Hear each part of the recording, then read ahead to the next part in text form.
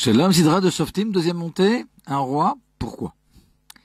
De la deuxième montée de notre Sidra se trouve la mitzvah de nommer un roi. Et pourtant, lorsque le peuple s'adressa au prophète Shmuel pour demander un roi à Dieu, dit à Shmuel, c'est de moi qu'ils ne veulent pas.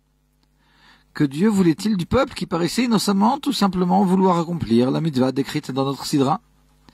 Et pourquoi, si ceci n'était pas désirable, Dieu ordonna-t-il à Shmuel de remplir la requête du peuple?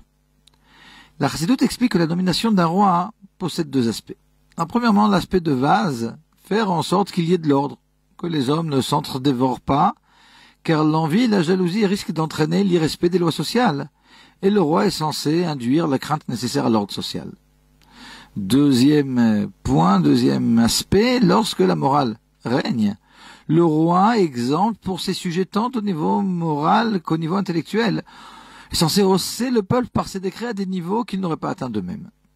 Il en est de même pour le peuple d'Israël, dont le roi par excellence est Dieu, et dont le rôle du roi ici-bas, le roi de chair et d'os, est de dévoiler au sujet la volonté divine. Là aussi, existe deux niveaux. Premier niveau, si les Bnei Israël ne possèdent pas la crainte divine de base, le roi est censé induire cette crainte.